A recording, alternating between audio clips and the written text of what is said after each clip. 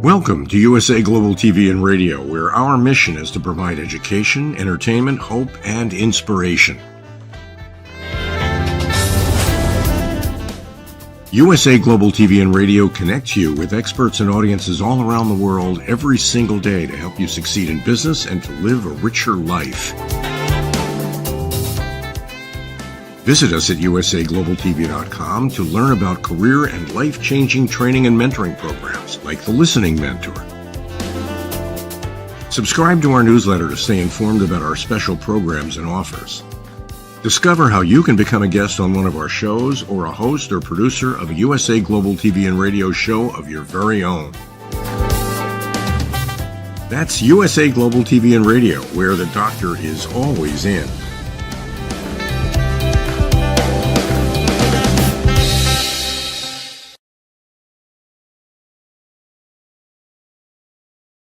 Hello, everyone. Welcome to USA Global TV and Radio, where we provide world-class education, inspiration, and hope. And for all of the entrepreneurs out there, we help you sell your vision. I'm Dr. Jacalyn Kerbeck, and our show today is the United Kingdom News and Culture, and it's episode 102. Can you imagine? I'm super excited for this episode. There's so much about the royal family that's been in the news. Actually, we just got something breaking right before we started the program. So our expert correspondents are in-house to tell us what is going on. Let's welcome the star of our show, DIANN BOEHM, joining us from Chile, Texas. Hello, DIANN. How are you? Hi, Dr. Jacalyn. Wow, I love your new intro. It's fabulous. Oh, thank you so much. I love technology, and I'm always interested to find out what's the latest and greatest. So everything is going along well so far on our new platform, and I'm glad that you can be here. Where exactly in the world are you joining us from today, DIANN? I'm actually at my home, which you can see in the background, the Story Garden, and thank you for letting me show it. And in Austin, Texas. But it has been absolutely, Dr. Jacalyn, so cold, at least for us Texans. We've had ice on the ground, and it's not supposed to happen till February. So we're like, what is going on? We want our sun back. So today the sun came back. Yay! Well, I know, DIANN, your heart is filled with love and lots of heat, so you will help melt that snow and ice for sure. Oh, you're so sweet. I'm excited about today. I want to hear the breaking news. I know. I'm excited as well. I saw 2 pieces of breaking news just within the last 10 minutes. So let's welcome our expert correspondents joining us from the United Kingdom. HELENA, CHARD, welcome to the program. Hello. Hey, so good to see you guys. I'm sure you're a lot warmer than we are here. I'm here in London, in the UK, and life is good, but it is slightly chilly, but not quite as chilly as Scotland, I have to say. And it's different because when you're talking about how cold it is sometimes, your cold times are like our summers. So I would love to have a bit of your chill would be good here. But all good. There is lots going on. There's royal news. There's everything continues. You know what it's like. So it's always good to share it, and always good to get your perspective as well. Interestingly, I know that DIANN, you'd sent some articles through from the US, and they have like such a different stance to them. the way the journalistic perspective is portrayed. So it's really interesting. I love the fact that we're here talking to each other and sharing stuff, and we're so far away. But look at this, isn't it amazing? Thank you, Dr. Jacalyn. I think it's amazing, and thank you so much for a very, very empowering beginning. Well, thank you. I appreciate it. And it is interesting to find out the different perspectives coming from the journalists across the world. And Helena, you and Simon will keep us honest. So welcome from a chilly Scotland, Simon MacDonald. Wow, look at us in circles. That's cool. I know. No, that's it. Right. You were just bubbling over. Yes. I think there's yes, a song. it's a little bitty chilly. Little bitty chilly here today. Minus 10 Celsius, or which equates, I think, probably about 18 Fahrenheit or thereabouts, maybe a little bit less. But it's just stopped snowing, so it's not so bad. So my dog has been just having a wonderful time throwing snowballs for her, and she can't understand why they just disappear and she can't find them. Well, I can tell you the iguanas are having a nice time out there sunning themselves. So I wish I could send them to one of your areas. Your iguanas are giant. They're dinosaurs. They're 7 feet long. Oh my God. It's serious. It's, it is kind of interesting when you think about actual dinosaurs and they're extinct, but then you have other creatures that come back and, they're little lizards. And then there's iguanas. They're totally different species, I guess, but they are intimidating. So I just look at them and just go, listen, dude, stay out of the house. That's all I can tell you, because if you come in, it's not going to be pretty. Could you feed them to the alligators there in Florida? Am I going to feed them to alligators, Diane? No. We're in Florida. We have a show on coexistence and sustainability. I can't do that. Well, do you know what? London Zoo would love them. If we could have them in London Zoo, it would be great. But I think they probably need heat to exist, I'd guess. They eat greens and bugs, and they like to live on the roof. So, yeah. But do they need sunshine, huh? They have to have sunshine. They're cold-blooded. So apparently our roof, which you haven't gotten out to measure all the roofs, but our roof is the highest one in the community, and that's why they go there. So lucky you. Yeah, I know. So special. My mom was alive. She didn't mind. She thought they were interesting. And I kept thinking, yeah, Mom, they're defecating everywhere and they're ruining the roof. But they're cute. They're really nice. I love them. So. Until they multiply. Yeah. And they do. They have, I think, 70 eggs they can lay at one time. And from what I understand, most of the eggs will not make it, but a few survivors will. And then they might be attacked by birds or other prey. So, that whole evolution of life, survival of the fittest. Right. Yeah. So do you all notice that behind us, we've got like a moving background? How do you feel about it? I know. Is it making you sick? No, it's not making me sick. I just think, wow, I love it. I think it's so cool. I took a bunch of clips from London and people walking in London and then views from London, and I put them together and I made them into a background. I think it's lovely. I mean, to me, it works so well. I love it. Need to send you some from Scotland. It's like a 3D. It gives 3D, doesn't it? It makes you sort of feel you're there. Yeah. Well, we are here, but you know what I mean. It's a good. But a good move. Yeah, if you have vertigo or something, you might not like it. So.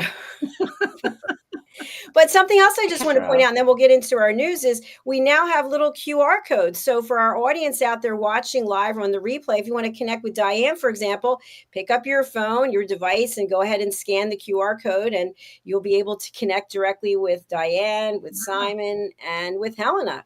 So that's there you amazing. Go. Amazing. Wow. Is that on the show? Or yeah, it's on the show. So, there it is. Okay. Connect. You can try. You can take your phone and put it up there and see what happens. That's unusual, isn't it? Everybody give it a try. We're all taking. This is a totally different slant on the word of selfie now, isn't it? Yes. Make sure that it works. I don't want to tell the audience something that's not working. There we go. I went to Helena. There we go. That's amazing. Oh, goodness, there we are. Yes. Oh, well. Want to try Simon? You're getting a lot of LinkedIn hits today, Helena. Helena's LinkedIn. Simon, your website. Yeah. Oh goodness. Oh, there Wow. we Okay, go. so you can. Perfect. I see that's what we're doing. Wow. There's DIANN. So it only lets me show one at a time. That's okay. Yeah. That's so cool, though. I mean, I have Incredible. to say, this is great. I will I'm glad look you up like this. I New took the toys. training. New toys. Oh, I don't expect anything less, Jacalyn. Dr. Jacalyn, you're always beavering away, working hard, and coming up with the most amazing things. Well, thank So you. we're all excited. Something else I want to let you know is when I spotlight you, I will be removing the rest of us from the screen so we don't have to worry about muting ourselves anymore. So once you're not on the screen, you can talk and scream and yell and nobody's going to hear you. Are you absolutely sure, Jacalyn? Because I do remember you saying at some points, Well, in StreamYard, it's totally different, but not here. Yeah. Yeah. This is good. So take I the just word mentioned I got two pieces of breaking news, one about Kate and one about the King. So, and they're both medical related. So is anyone aware of this? They are. Helena? Yeah. So the breaking news at the moment is so Princess Kate, she is in hospital at the moment. She has undergone abdominal surgery. It's a success. That's all I can say. There's not a huge amount of news, but it will obviously she'll be out of service for a while. She's recovering. So, we are rooting for you, Princess of Wales, and I hope everything goes well. So that's the first bit of news, which actually has arisen today, not that long ago. But more recently, we've heard also that King Charles is going to be in hospital. He has a prostate condition. I don't think it is anything that's too sinister, which is good news. But he's lucky enough to get that sorted. So, I mean, that's really all I know. It's just breaking. It's just come in. We obviously wish them both well. I think there's so many people needing operations and various things at the moment, but really hope that everything goes well. And I think as well, just remembering as well, saying happy birthday to the Princess of Wales for last week.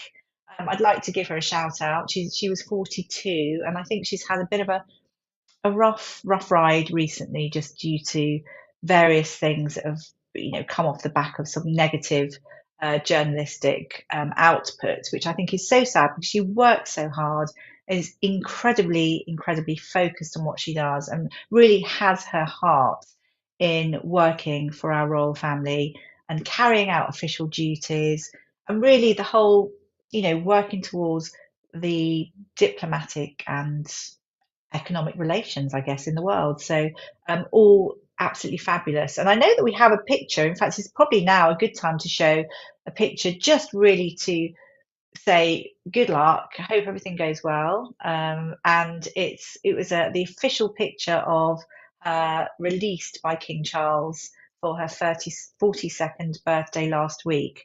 I'm hoping we have that picture. If we don't, it doesn't matter. But it's one that was taken behind the scenes. Not that one. That's actually Princess Anne. It's one that's taken behind the scenes. It's actually thinking about it because it's not in order. We can bring, yeah, there it is. Fabulous. That's a lovely shot, I believe. That's taken from the coronation behind the scenes. Obviously, you can see King Charles there and Duke and Duchess of Edinburgh. And we have got, there she is, the Princess of Wales, looking lovely in all her paraphernalia. So absolutely fabulous. And we're rooting for her.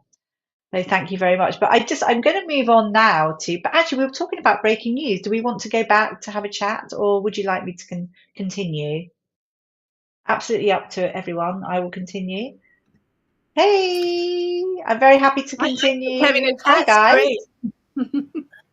So just to chat. So that's what's happening. Hopefully all is good.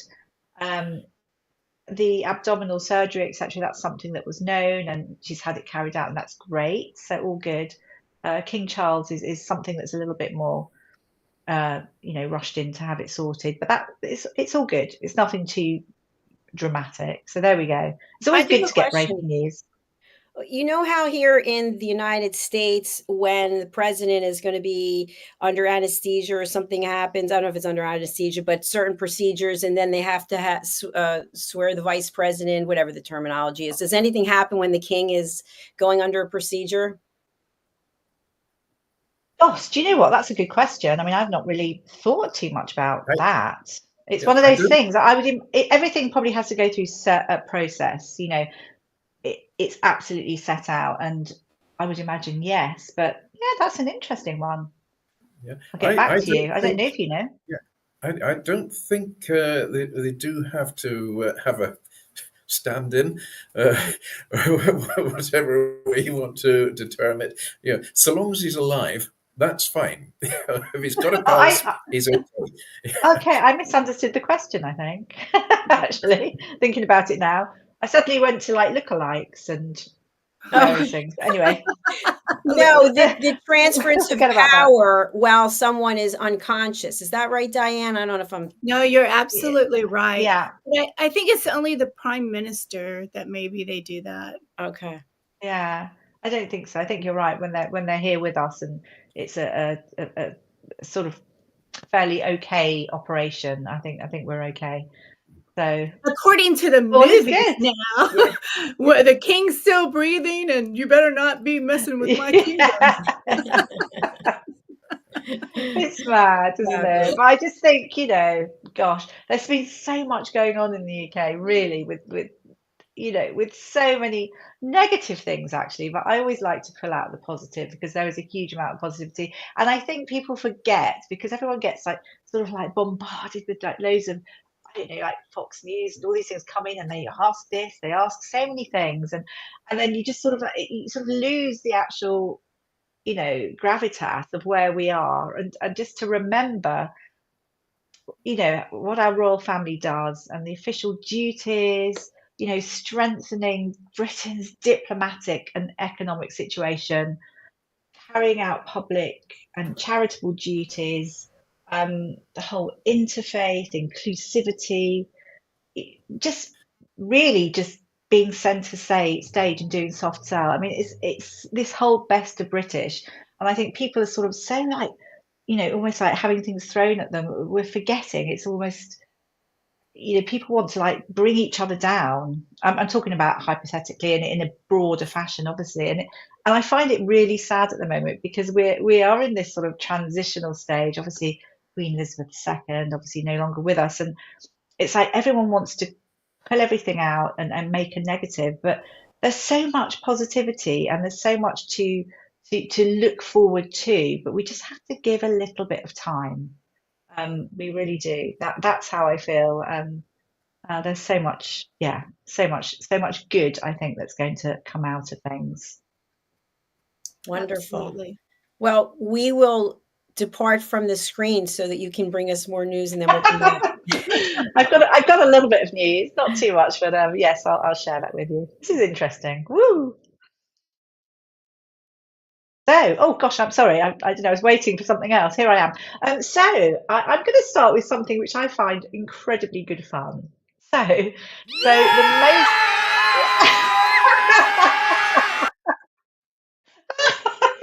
Oh, this is great. So the most chic British royal woman, but not just a British royal woman, the most chic woman in the world and the most elegant woman in the world has been announced. Now, this lady has been, I suppose, chosen by Silvia Venturini Fendi. So that is the brand of Fendi, obviously known over the years. Wonderful fashion. And the lady in question, now you may be thinking, oh, okay, maybe it's the Princess of Wales, maybe it's this. And there's lots of different people that went through my mind before I realised, woo! And it is Princess Anne. Now, I have to say, I was quite shocked. I'm absolutely in admiration of her. I think she is one hell of a woman. She's so strong. Everything about her. There you go. That's her looking very, very relaxed. But what's happened is Sylvia announced that she is her biggest inspiration, that she manages to maintain her femininity when she's actually wearing uniform and wearing suits, which is it's quite hard to maintain when you're a woman of a certain age. I believe she is 73 at the moment. Yeah, I think she is. And the fun thing about it is she's actually pretty. The reason why Sylvia likes her as well is she's quite anti-fashion, which actually in her eyes makes her super fashionable. And what she means is it's all about longevity of garments and materials. You have your clothes for life. You don't throw them away. It's very much in tune with Princess Anne and her ethos. And we could see her in Sri Lanka recently, where she was looking super chic, very, very sort of minimalist. And I sort of understand where she's coming from. But the irony is, she's actually she's actually become an icon. But this is for men's fashion. So where it came from is that during the coronation, Princess Anne, she was wearing her blues and royals outfit. So she had the green velvet cloak. She had like a towering feather boa, as we saw, as she sat in front of Prince Harry. And she has an array of military garments. And it's basically a military outfit. And she just thought, wow, that is super. And how can she be so feminine and chic? And she's taking that now onto the Milan catwalk, which is coming up. I'm not too sure of the exact month, but I would imagine it's sort of springtime. And I just think so now it's like she's become this huge icon, which I think is incredible. And I just think, woo, how amazing. We saw her in Sri Lanka. She came off the flight. She got on just a standard flight. She came off holding all of her suitcases, her rucksack, her everything, and she just walked casually down the steps. And I just think she's so strong. She's got a very strong gait and a very good poise. So I sort of, it just make you think, actually, yes, I think she's pretty incredible. Obviously, she's viewed as the hardest working royal as well. So there we are. And you can see that kind of timeless chic actually there just from that photograph. There is something there. She was incredibly beautiful. I mean, she's very attractive now, but when she was younger, incredibly beautiful. Very much like, I think Zara takes after her. She looks stunning at the moment as well. So there we go. Hurrah! I'm so happy about that. I'm going to move on now to King Charles, and obviously we're wishing King Charles well. He will be having an operation, all will be good, I'm pretty sure. But the portrait, we've known about this. We spoke about this last year. Portrait of King Charles is going to be hanging in public buildings. So whether it's hospitals, the courts, schools, various things like that. So a lovely photograph was taken by Hugo Bernard. He was a fabulous photographer. He also took pictures at the coronation, has taken lots of various photographs that are stunning. So this photograph was taken in Windsor Castle. There it is. I actually love that shot. And you can see, I love the backdrop. I love the angles in that and the richness of the gold and the deep greens in Windsor. And of course, you've got King Charles looking very regal, wearing his naval officer sort of outfit. And that's the Admiral Fleet outfit that he's wearing. It's with medals and honours. And that's a naval officer outfit. I think he is obviously he's a 5-star naval officer, but he's also the ceremonial head of the Royal Marines. And so that's great. There are lots of thoughts about it that people are thinking, oh my gosh, it's a shameful waste of money. A certain amount of money was put towards it. But, actually, hey, let's be proud. I think it's lovely to be able to have images up, photographs up. It's continuous. I can't say the word. I'm terrible with this continuity. I'm terrible with that word. Anyway, I just think it's important, and I feel very proud. I think best of British with that. And I do understand sometimes think, well, why should we put certain money towards photographs, etc. I mean, goodness me, we could talk about the government forever with the waste of money that goes on. I just think at least this has been a decisive decision, and let's go with it. And I look forward to seeing all the pictures. I really do. I also think another interesting thing, because there was a bit of negativity that went with this, in that people were thinking, well, why should taxpayers' money be put into having big pictures of good quality photos? But I was just thinking, because it would be good, I think, if the royal family actually introduced, and I know lots of people are doing this in their own different divisions, but if they introduced influencers, I was thinking if you had young influencers come into like Buckingham Palace, or a royal palace, and actually, so it's sort of a bit like getting down with the kids and using social media to reach beyond the traditional royalists and to actually to to connect with younger people. I think it would be a good idea, and I think in a way, if they'd have done this with the launch of the photo, the portrait, I think it would have been a good thing. But anyway, that's something it may well have been done. I don't know, but that's my idea, and I feel like I might have to contact them about that. I think it would do incredibly well, and I could just see how you could. I just looking at Buck Powell now, you could really bring in all the. Anyway, no, I'm not going to go into that. I'm going to carry on with what I'm doing. I'm getting carried away with myself, with my creative brain. So that's King Charles, which is lovely. I mean, we'd obviously wished happy birthday to.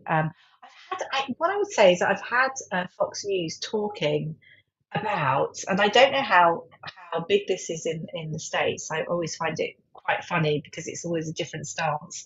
So Robert Hardman's brought out a new book. Now, Robert Hardman is a fabulous writer. You really feel like you're in everything that he writes about. He's very respected, works with lots of journalists and internally with the royal household. The new book is King Charles III, New King, New Court, The Inside Story. So there's lots of things coming out about various things, and it's really bringing up little facts that have been brought into the ether by Prince Harry and various people, and basically saying these things are incorrect. So I've got my book coming. It's actually coming tomorrow morning. I haven't read it, so I don't want to say too much, but there are a lot of snippets that are coming out, and it's quite interesting because I think authenticity is about, obviously, you want to speak your truth as such. And when certain things come out and they're a little bit incorrect, it makes you think, oh, what's going on here? Anyway, I will move on to something that I find funny. Fox News very interested in, and it's the Prince Harry being given the Living Legend of Aviation Award. I've not heard anything about this. It's the Hall of Fame.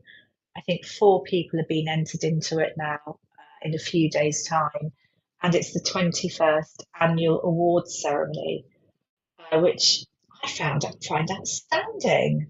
Imagine being called a living legend. I don't know about you, but that to me is a little bit, because to be a living legend, you have to be the pinnacle, don't you? You have to be absolutely top of tops, and this is for Prince Harry's, I think, working in the British Army, and obviously serving his country in Afghanistan, which is great, absolutely fabulous. But I think to get an accolade of Legend of Aviation is strange. But we'll talk about that shortly. And I believe we'll move on to what are we going to move on to? Actually, this is something that reminds me of you, Dr. Jacalyn. Was it iguanas? What were we talking about that you have that are 7 foot? Iguanas. Iguanas. London Zoo have each year at the beginning of the year they tot up all the living little animals, the tigers. So they tally the tortoises, the tigers, poll the penguins, and we find out that hopefully all of the animals are well. And I love to hear about it. So our London Zoo is not that far away from me, actually, it's Regent's Park, and it's a home to 300 different species. You've got the big Galapagos, the giant tortoises. In fact, there's a sad story about a few of those being found unwell here in the UK. But so there's lots of Asiatic lions and Sumatran tigers. And they're all logged as part of the zoo's annual license requirement. What I would like to say is that I'm very happy to say that they are all there. They've all been accounted for. It's a bit of a fun time in that the tigers grab all the sheets that they're all ticking off, etc. I mean, I think we've got a picture. I don't know if we've got it to hand, which is just one of the photos of. Oh, there we go, and you can see the folder in its mouth. Which is that's just one of the animals at the zoo, and that's why I always think, every time I think of zoo, I think of Dr. Jacalyn, because she has these huge 7-foot, they look like dragons on her roof, which I find astounding. I still can't believe it. And the last thing is, it's always lovely to have to be able to experience what's going on in the UK in the way that we have lots of exhibitions, amazing performances the whole time in London, which I'm so happy about always, and I always feel so happy to be living where I live, because it's a quick step away to going and seeing these wonderful productions, and people put so much effort into them, such creativity. And I always think, whatever, it's always great to take yourself out of where your usual setting. And so we have the enchanting balloon museum. Now, this is, if you would like to catch this, I have to say, I'm sorry, I'm bringing this late to the stage, but it is tomorrow's the last day. So to race along, it's still there. I think it's really, really great in the fact that it's something like 12 artists that have produced these wonderful rooms of balloons. It's like an inflatable art museum, and it's an immersive display, and it's for the whole family. So it's a wonderful thing to take the children to.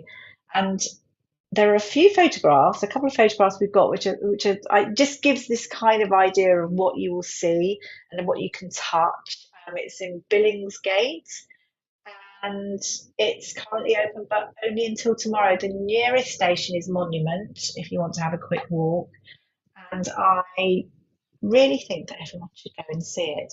It's a journey through all these oversized balloons and installations and interactive places, and everyone, the whole family, will enjoy it. I think I've finished. Yay! There you go. Oh, it just makes me want to touch it. Doesn't it look wonderful? So you've got these wonderful lights and these little balloons. I mean, you've got big sculptures made of balloons, and I just think it's wonderful. It's this interactive installation of artwork, which I think is beautiful, absolutely beautiful. Lots of other news, but I think I will stop there. Thank you very much. I hope you've enjoyed a few of my pieces of news. Thank you. The pictures just make it come so alive. So yeah, I think this one that we're looking at, everything is a balloon except for the person in the air. Yeah, the person in the air is obviously hanging around there. They're not. Yes, they're balloons, but there are also some rooms that have almost like plastic balls, so you can immerse yourself. You can run around in them, and if you've got children, it's almost like they're up to their, top of their heads and everything. But it's really good fun, and they're great artists. Wow.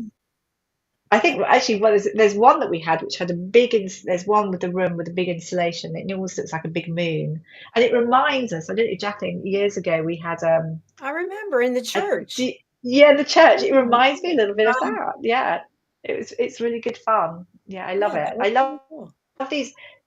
So we have lots of these exhibitions that are coming to Billingsgate. They last a few months, then they're gone. So once they're gone, they're gone. So it's like, you really should always try and grab things. And you always feel, I find anyway, you always feel so alive once you've been to these new places that are showing different things. Isn't it great? Creativity is so great. It takes your mind away from maybe the humdrum. I always think of my best ideas in completely different situations. Mm-hmm. So exhibitions or performances, something will come to me. I always have it's a little bit, I know I don't do it on my phone because I don't like it. I always have a little notebook with me. When I get these mad thoughts or these really creative, I write them down quickly. Yes, I love it. That is very smart. Very smart. I really love this one too. This is really interesting to me, this fashion pose and this jacket. Beautiful. Isn't it? I do love it. But you can see, can't you? You can see how she's used that influence. The Yeah, it looks like it's designer DIANN FLOYD BOEHM. It's got her name right there and Helen at the bottom. I don't know why the names are coming through. I'm gonna have to talk to the people in the back and find out what's up with that. I think it's great. I love this. I do love this platform actually. I can see sometimes teething things, it's actually quite good because you actually get better, don't you? Get better and you've got this amazing platform. Yeah, thank you for introducing us to it. I think it's amazing. Thank you. I just want to add also that today I created a new Instagram page for USA Global TV and Radio. So it's not Dr. Jacalyn, so they're separate. So I'll be posting that link once I figure it out, and then people can follow us there, and we'll be live streaming there as well. So there you go. There you go. Well, we are turning it over to Mr. Simon McDonald. DIANN, you have something to say, please. I just wanted to say, Helena, please act on that fabulous idea for influencers. I just wanted to throw that out really quick. Did you? Brilliant. Isn't that a good idea? I think so as well. I just think it's such a simple thing, and I think it will be so effective. And that's just the basic, but I think you could take it further. I'm not going to say anything now. Let's just see where it goes. But that's the way forward. And I really think with this picture, it should have been released at that time. Yeah, thank brilliant. You. Just want to tell you, keep going. Yay! Thank you. Yay! Well, thank you so much. Thank you so much, and thanks for your time today. Simon, are you ready to take the helm? I'm ready to go. Yes, Helena, that was fantastic today. That was really interesting. Golly, you covered everything. North of the border, where it is. Yeah, no, it stops snowing at the moment, but it is pretty bad. There we go. Anyway, today, yesterday, it felt like yesterday. Last week, I was giving you the tour of Edinburgh Castle. Now I'm just going a mile down the road to the Scottish Parliament. And the Scottish Parliament, it's one of the oldest parliaments in the world, but it's also one of the newest since the powers were devolved and they built a new parliamentary building. So the Scottish Parliament, it's the devolved legislature of Scotland. It's located in the Holyrood area of Edinburgh, just at the foot of the Royal Mile, with Edinburgh Castle at the other end. And it's frequently referred to by the metonym of Holyrood. The Parliament is a democratically elected body consisting of 129 members, known as members of the Scottish Parliament, or MSPs. And they're elected for 5-year terms. Most recent general election to the Parliament was held on the 6th of May in 2021, with the Scottish Nationalist Party winning the majority. So before the Treaty of the Union in 1707, uniting the Kingdom of Scotland and the Kingdom of England into a new state called Great Britain, Scotland had an independent parliament. And initial Scottish proposals in the negotiations over the Union suggested a devolved parliament be retained in Scotland. But this wasn't accepted by the English negotiators. Surprise, surprise. For the next 300 years, Scotland was directly governed by the Parliament of Great Britain, and the subsequent Parliament of the United Kingdom, both seated at Westminster. The lack of a parliament of Scotland remained an important element in Scottish national identity. So suggestions for a devolved parliament were made before 1914, but were shelved due to the outbreak of the First World War.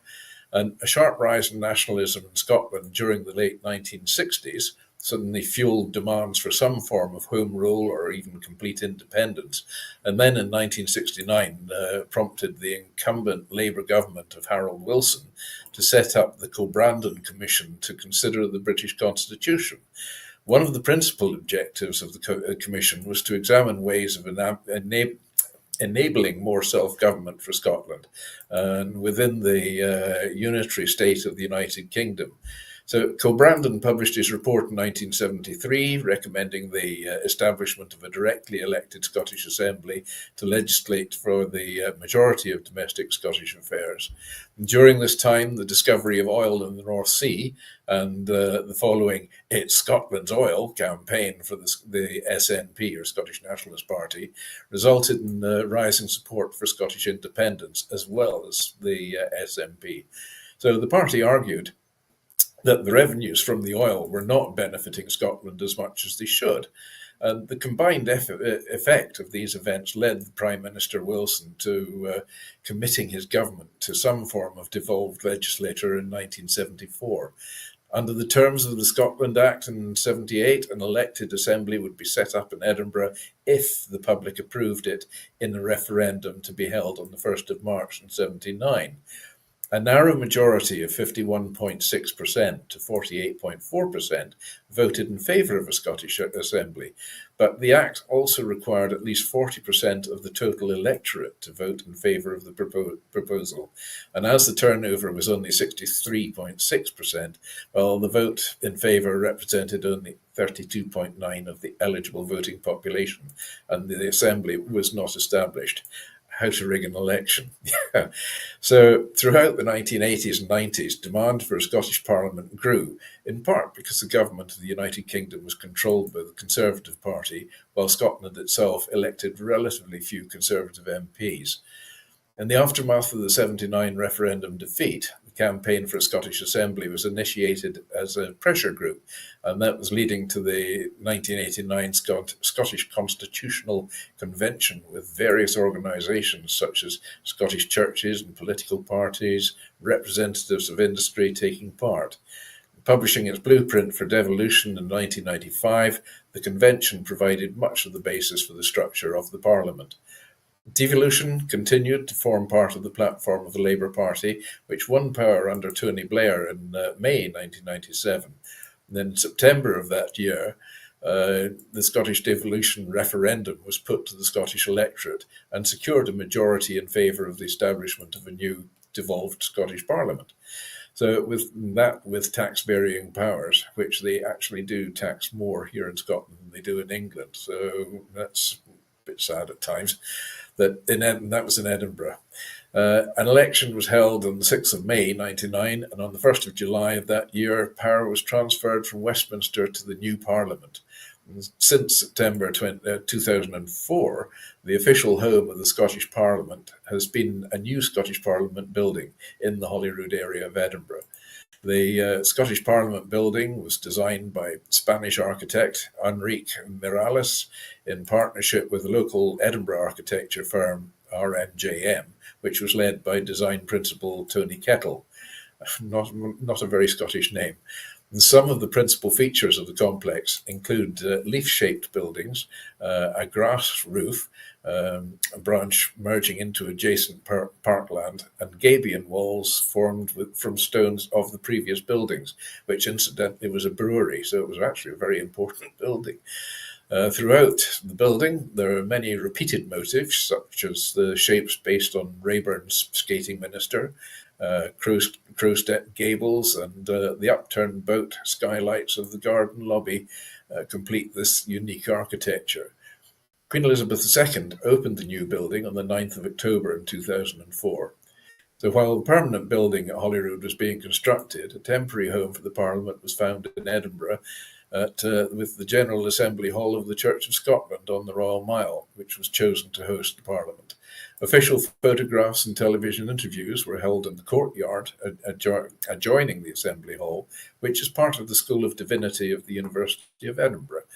Now, this building was vacated twice to allow for a meeting of the Church's General Assembly. So in May 2000, the Parliament was temporarily relocated to the former Strathclyde Regional Council debating chamber at Strathclyde House in Glasgow, and then to the University of Aberdeen in May 2002. At the beginning of each parliamentary session, Parliament elects one MSP to serve as the presiding officer, which is the equivalent of the Speaker in other legislatures. The two MSPs to serve as deputies, the presiding officer is currently Alison Johnson, and the deputies, currently Annabel Ewing and Liam MacArthur, they're elected by a secret ballot of the 129 MSPs, which is the only secret ballot actually conducted in the Scottish Parliament. So principally, the role of the presiding officer is to chair the chamber proceedings and the Scottish parliamentary corporate body. When chairing meetings of the Parliament, the presiding officer and his or her deputies must be politically impartial. And during debates, the presiding officer or the deputy is actually assisted by the parliamentary clerks, who give advice on how to interpret the standing orders that govern the proceedings of the meeting. As a member of the Scottish parliamentary corporate body, the presiding officer is responsible for ensuring that Parliament functions effectively and has the staff and resources it requires to operate. Convening the Parliamentary Bureau, which allocates time and sets the work agenda in the chamber, that's another of the roles of the presiding officer. In understanding orders of the Parliament, the Bureau consists of the presiding officer and one representative from each political party, with 5 or more seats in the Parliament. And among the duties of the Bureau are to agree the timetable of business of the chamber, establish the number, remit, the membership of the parliamentary committees, and regulate the passage of legislation or the bills that go through Parliament. Presiding officer also represents the Scottish Parliament at home and abroad in an official capacity, and also controls and debates by calling on members to speak. Presiding officer rules and points of order raised by members, which are not subject to debate or appeal, and may also discipline members who fail to observe the rules of Parliament. It's quite a tough job, that one, incidentally. The debating chamber of the Scottish Parliament is seating arranged in a hemicycle, which is a design common across European parliaments. There's 131 seats in the debating chamber, 129 occupied by the Parliament's elected MSPs, and 2 are seats for the Scottish law officers, the Lord Advocate and the Solicitor General for Scotland, who are not elected members of Parliament, but are members of the Scottish Government. And as such, the law officers may attend and speak in the plenary meetings of the Parliament, but as they're not elected MSPs, they can't vote. So members sit in their party groups. The First Minister and the Scottish Cabinet Ministers and the law officers sit in the front row in the middle section of the chamber, and the largest party in the Parliament sits in the middle of the semicircle, with opposing parties on either side. The presiding officer and parliamentary clerks and officials sit opposite the members at the front of the debating chamber. It's a bit like a classroom in a school, and trying to keep them in order is not easy. In front of the presiding officer's desk is the parliamentary mace. Well, now this is made from silver and inlaid with gold, which has been panned from Scottish rivers and inscribed with the words wisdom, compassion, justice, and integrity. And the words there shall be a Scottish Parliament, which are the first words of the Scotland Act. And they're inscribed around the head of the mace, which has a ceremonial role in the meetings of Parliament, representing the authority of the Parliament to make laws. And presented to the Scottish Parliament by the Queen on the Parliament's official opening in July 1999, the mace is displayed in a glass case which is suspended from the lid. And at the beginning of each sitting in the chamber, the lid of the case is rotated so that the mace is actually above the glass to symbolise that a full meeting of the Parliament is taking place.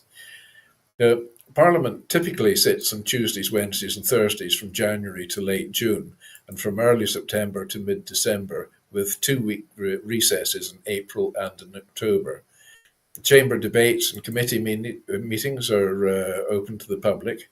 Parliament TV is a webcast and archive of parliamentary business back to 2012, and on the BBC's parliamentary channel, BBC Parliament, proceedings are also recorded in text form, in print and online, in the official report.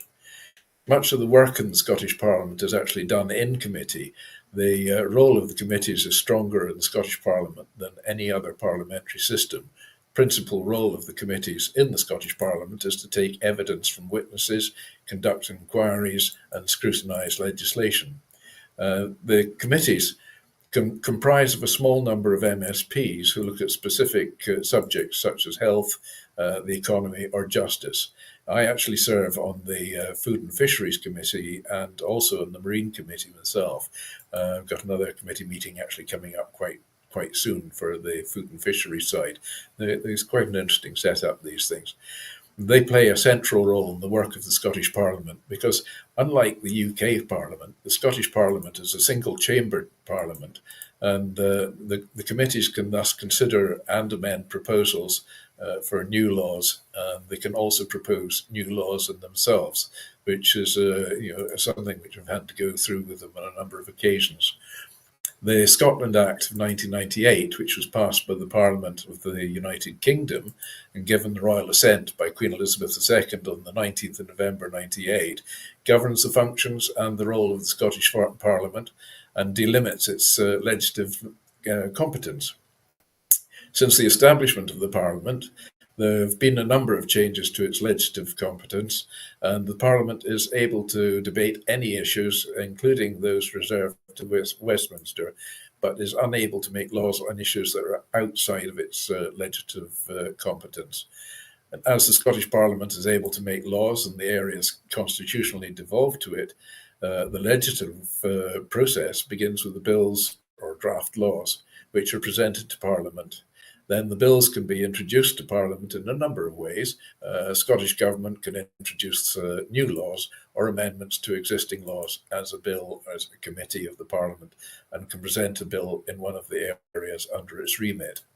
So latest news, of course, is that the MSPs have now been awarded a pay rise. Lucky people. There we go. So that's the Scottish Parliament, which is the old Parliament and the very new Parliament as well. So there we have it for another word. Yay! Yay! You were talking about the fisheries, so I put you out into the ocean while you were talking. Right. Yes. No. I've been on the Food and Fisheries Committee now for about 4 years, and on the Marine one for 3 years. So it's really interesting work, and we do seem to have a little bit more influence over MSPs than they do in Westminster with the MPs. I also sit on the expert panel as an advisor in fisheries to Westminster as well, and that one is a tough one to get anything actually passed through them. It really is. They just don't want to know. So I stick to the Scottish Parliament. So I will add then my little bit of on this day, and some interesting ones today, because on this day, in 1912, Captain Robert Scott's expedition arrives at the South Pole, 1 month after Roald Amundsen. Then in 1961, US President Dwight D. Eisenhower delivers a televised farewell address to the nation 3 days before leaving his office. Birthdays: 1942, Muhammad Ali, the American boxer and world heavyweight champion, who was born in Louisville in Kentucky. Then 1899 to 1947, Al Capone, the American gangster. Well, it was his birthday today, would you believe? And he was born in Brooklyn and New York. For deaths, we've got 2008, Bobby Fischer, the American chess player and world champion, who died of renal failure at the age of 64. And in 1893, Rutherford B. Hayes, who was the 19th US president of the Republicans, and he died of a heart attack at the age of 70. So there we have. Thank you on this day. News for yesterday. And there we are. So interesting. Thank you very much. All right, we're coming to the end of the show, and thank you for this great opportunity to educate us on what's going on over in the United Kingdom. I learned a lot today, as always. Simon, I don't know if you saw, but behind you was Scotland. So, yeah. Yes. Yes. I recognize that place. Fantastic. And who wants to share something? Diane, Helena, what would you like to say before we close out? I'm actually, Helena, please. I was just going to say just quickly that obviously wishing the Princess of Wales and King Charles well. The operations, etc., are not life-threatening, but obviously it does mean that they will be out of service for a while.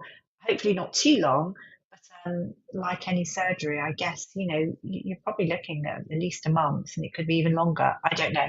But anyway, wishing them well, and thank you so much for today, everybody. Really enjoyed it. I think if we had more time, I think I'd want to talk to you, Dr. Jacalyn and DIANN, about this award that Prince Harry has received or is receiving, because I'm interested in this Legends of Aviation. I've never heard of it.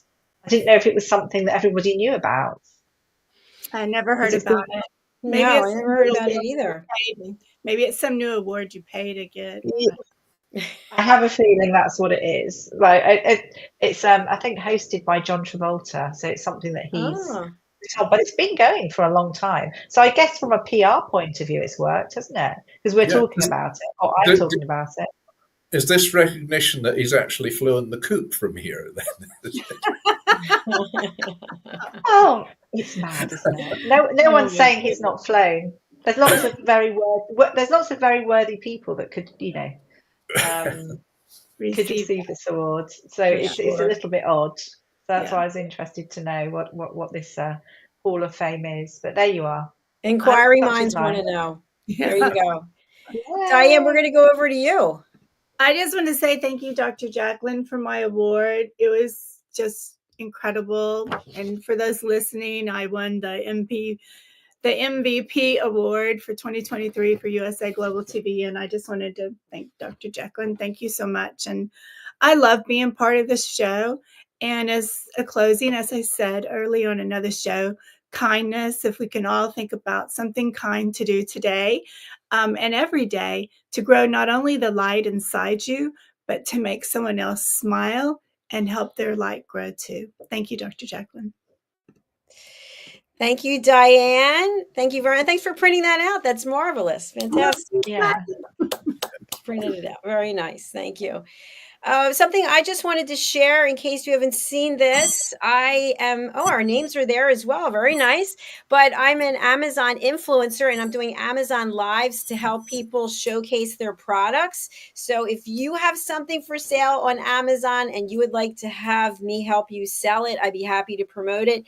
You can go over to actually drjacalyn.com and you can book your session there because usaglobaltv.com is still in the sandbox being worked on. Yay. So I can't do anything with it at the moment. So it's over on drjacalyn.com. Book your session. So that's all we have for today. Our next show is coming up. It's Global Social Entrepreneurs, followed by the Royally Rich Lifestyle Show, episode 11, starring HELENA CHARD and Ian Pelton-Turner. Yay! It's a great show, so don't miss it, everybody. Oh, it really is a fabulous show. It really is. And they won an award too. Yeah, they did. Yay! Absolutely. Lots of awards. So thankful. So thankful. Thank you. Thank you. We have to close out now, but we will be back with our next program and we'll be back with our show, United Kingdom News and Culture, next week. We'll see you then. Bye.